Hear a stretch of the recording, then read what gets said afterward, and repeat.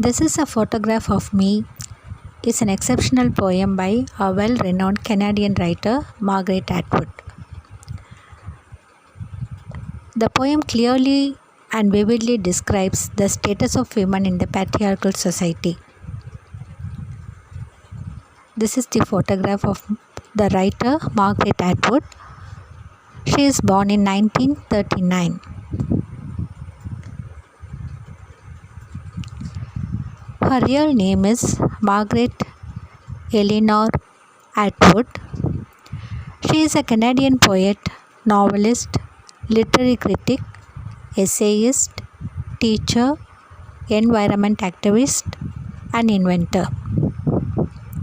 She has published 18 books of poetry, 18 novels, 11 books of non-fiction, 9 collections of short fiction, 8 children's books, and 2 graphic novels. Her works encompass a variety of themes like gender and identity, religion and myth, the power of language, climate change, and power politics.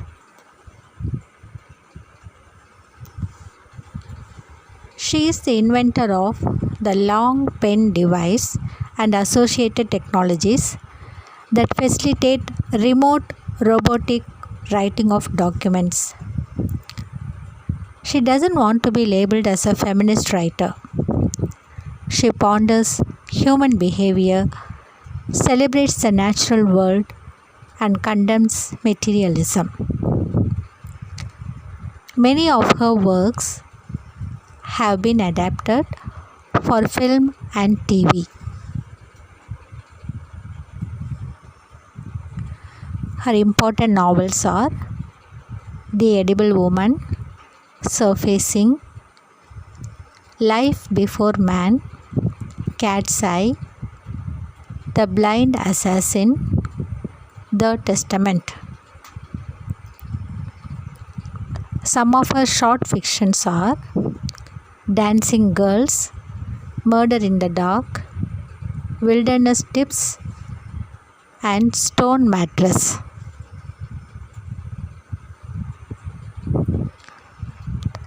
Some of her important poetry are The Circle Game, The Animals in That Country, Power Politics, You Are Happy, Up in the Tree, Anna's Pet, For the Birds, or her children's book. She has won many awards.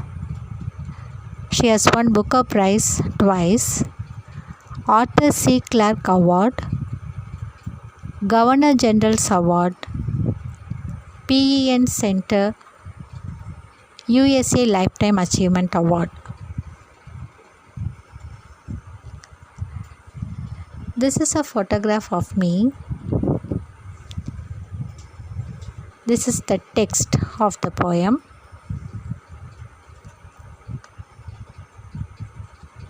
Let's see the summary now.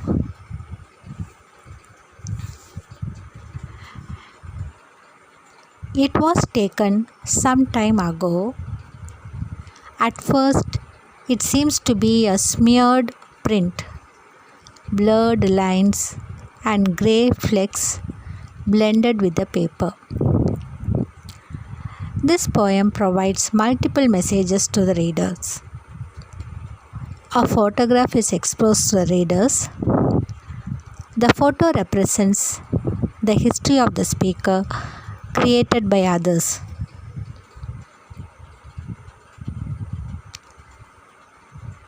Since the history of the female is written by the male, there occurs the problem of exactness.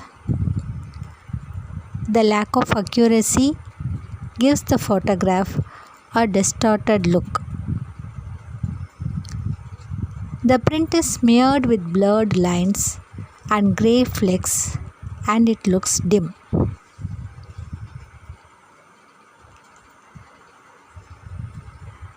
Then as you scan it, you see in the left hand corner a thing that is like a branch, part of a tree, balsam or spruce, emerging, and to the right, halfway up, what ought to be a gentle slope, a small frame house.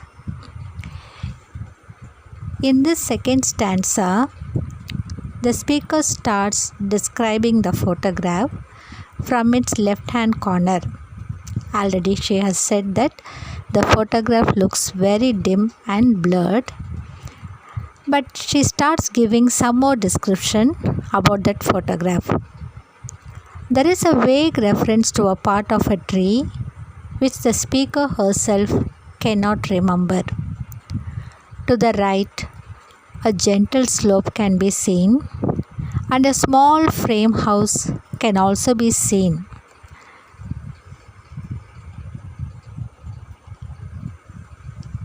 In the background, there is a lake, and beyond that, some low hills.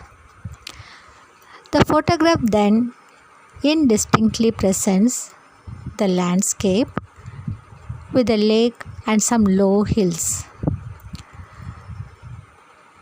See the next two lines.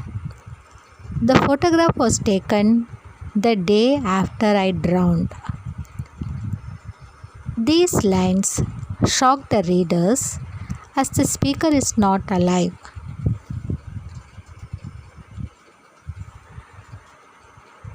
The two lines give rise to some questions in the reader's mind. What made the speaker drown in lake, and who took the photograph? But the poet, without answering these questions, the voice, which seems to be a mysterious one now, further says that she is in the center of the lake, just under the surface. I am in the lake, in the center of the picture, just under the surface.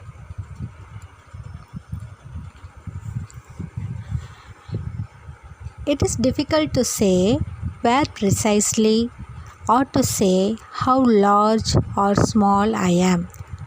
The effect of water on light is a distortion. The speaker herself admits that she cannot describe anything precisely, as the light falling on water has distorted everything. But if you look long enough, eventually you will be able to see me.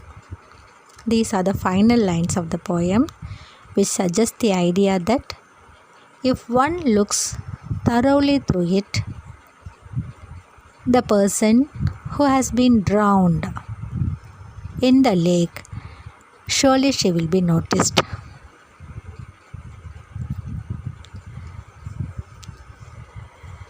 In this poem, the narrator describes a photograph which looks blurred and dim.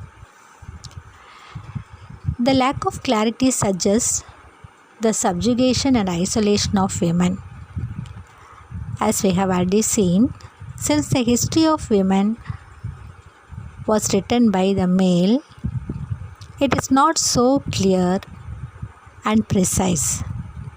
So in the society, the women remain drowned, and they are unable to raise voice against the violence inflicted on them. The poem suggests the suppression of women in the patriarchal society.